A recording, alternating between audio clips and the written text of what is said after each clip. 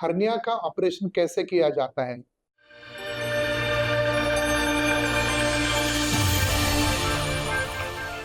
नमस्कार, मैं doctor Suprashant Kulkarni, Lokmanya group of hospitals में मैं गैस्ट्रोइंटेस्टाइनल, लैप्रोस्कोपिक और रोबोटिक सर्जन करके कार्यरत हूँ। हर्निया एक डिफेक्ट है या गैप है, तो इसको बंद किए बिना उसका निवारण नहीं हो सकता। अभी आप सिंपल समझ लो कि ये मेरा समझो शर्ट है, ये सिलाई पे अगर फट गया, इसको मैंने वहीं पे सिंपल टाके डाल दिए, तो क्या होगा? टाके से बंद तो हो जाएगा, लेकिन मैं जब हाथ खोलूंगा उसके ऊपर स्ट्रेच पड़ेगा और ये हो सकता है कि 2 साल में ये वापस खुल जाए। अक्सर हमने देखा है कि नाभि में या जांघ में हर्निया कॉमनली होता है और आप देखेंगे जिस पार्ट पे प्रेशर बार बार आता है, जहाँ पे मैक्सिमम प्रेशर है वहां पे वो पार्ट खुलता है, लेकिन आसपास के मसल्स भी वीक हो जाते हैं। तो इसके लिए हमें ना सिर्फ वो गैप को सिलाना है, बाकी जो आसपास के स्नायु है जो वीक हो गया है उनको भी मजबूती दिलाना है।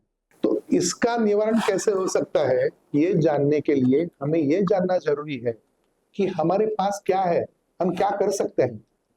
तो आप देखेंगे कि 18वीं सदी के पहले जो उपाय थे उनको हम बारबेरिक कह सकते हैं, यानी कि भीषण।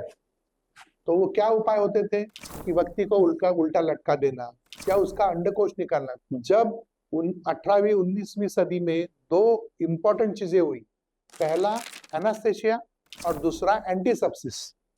ये दोनों चीजों के कारण ऑपरेशन का जो शास्त्र है उसने तेजी से फर्क आ गया। सबसे पहला जो ऑपरेशन था उसका बेसिस ये था कि जो गैप है उसको बंद करेंगे टाके डाल के। टाके जो थे वो जब तब जो अवेलेबल थे उससे यूज किया, जैसे सिल्क। सिल्क पूरा बहुत काल से लोग सिल्क वर्म से तैयार करते हैं। फिर बाद में इंडस्ट्रियल रिवोल्यूशन हो गया, स्टेनलेस स्टील के थिन वायर्स भी टाके डालने के लिए यूज करते थे। फिर 1930s के बाद में नायलॉन, मतलब केमिकल रिवोल्यूशन होके नायलॉन का इन्वेंशन हो गया और 1950s और 60s से पॉलीप्रोपिलीन नाम के धागे का यूज होने लगा। तो सिंपल टाके डालने से मरीज को लगभग 30 से 40% लोगों को हर्निया वापस होता था। तो 1950-60 से पॉलीप्रोपिलीन धागे की जाली शरीर में स्टिचेस को सपोर्ट करने के लिए डाली जाती है। और पॉलीप्रोपिलीन का एक अच्छा गुण है कि शरीर में वो जुड़ जाता है, उसमें शरीर की पेशियां बढ़ के, फाइब्रोब्लास्ट बढ़ के एक अच्छी दीवार हो जाती है। अभी जाली का कोई प्रॉब्लम है क्या? तो अनफॉर्चुनेटली अभी तक ऐसा कोई भी आइडियल मटेरियल नहीं है जिससे जो जाली बनाएंगे वो बॉडी को 100% मैच होगा।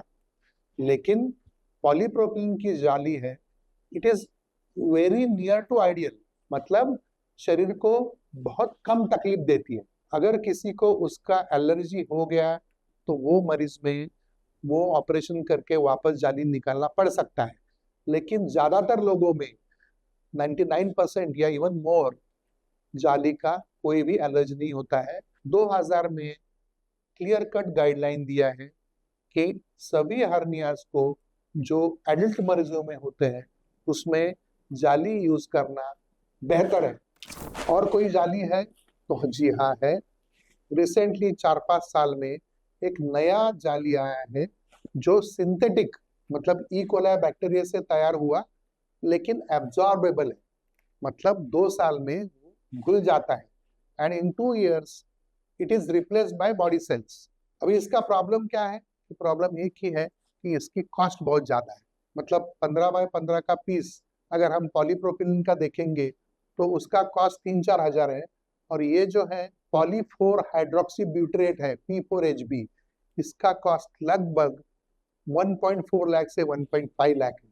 इसके लिए इसका यूज हम सिर्फ जहाँ पे इन्फेक्शंस है या यंग लेडीज जिनका एक डिलीवरी या सीजर हुआ है और उनको दूसरा भी सीजर बाकी है, ऐसी हालत में उनको रेकमेंड करते हैं।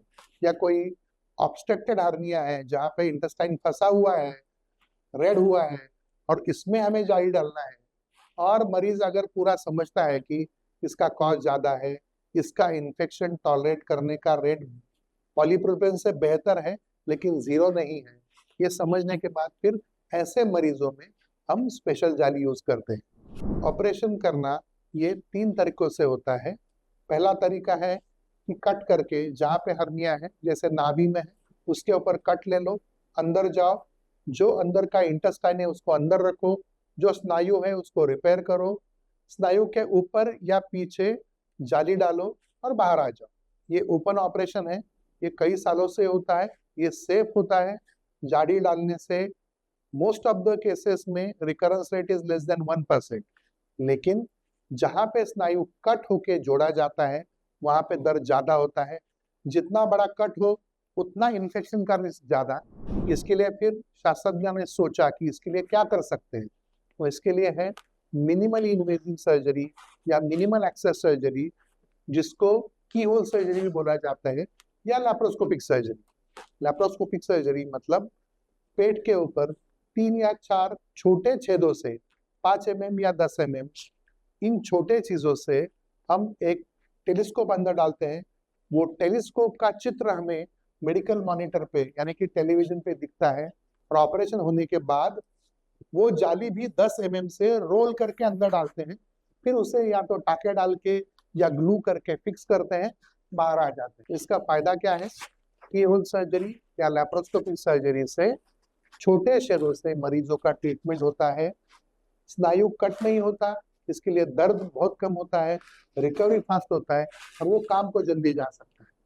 हमारे सेंटर में आप देखोगे कि 90 साल के दादाजी का भी हर्निया का ऑपरेशन की होल सर्जरी से करके 1 घंटे के अंदर ऑपरेशन के बाद में उठ के घूम सकते हैं और दूसरे दिन वो घर जाते हैं। गए 5-10 सालों से नया टेक्नोलॉजी है, वो है रोबोटिक टेक्नोलॉजी। की होल सर्जरी में आपने देखा कि सर्जन खुद कैमरा अंदर डाल के, एक सर्जन कैमरा पकड़ता है, दूसरा सर्जन 2 छोटे 5 mm 10 mm के इंस्ट्रूमेंट से ये ऑपरेशन करता है और इसका चित्र दोनों आगे पर्दे पे देखते हैं। रोबोटिक टेक्नोलॉजी में जो रोबोटिक कैमरा है, it has capacity to give 30 to 40 times magnification, मतलब चित्र हमें 30 से 40 गुना बढ़िया दिख सकता है।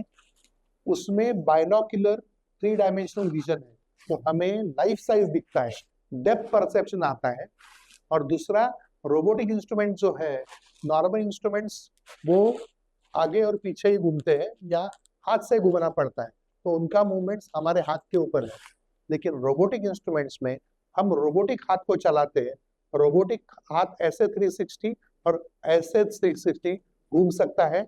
7 डिग्रीज ऑफ फ्रीडम है, मतलब 7 अलग अलग अंशों में वो घूम सकता है। तो ऑपरेशन ज्यादा एक्यूरेट और ज्यादा पास जाके होता है। तो जितना मरीज को एक्यूरेट ऑपरेशन हो उतना दर्द कम होता है, रिकवरी फास्ट होता है और मरीज जल्दी घर जाता है। तो इसके लिए मिनिमल एक्सेस सर्जरी यानी कि लैप्रोस्कोपी और रोबोटिक सर्जरी, ये आज की तारीख में हर्निया का सबसे बेहतर और अहम उपाय है। हर्निया के उपाय, लैप्रोस्कोपिक सर्जरी, रोबोटिक सर्जरी, इनके बारे में अगर आपको और कोई भी जानकारी चाहिए तो आप कमेंट बॉक्स में कमेंट कर सकते हैं। मैं या मेरा team member will get in touch with you. धन्यवाद।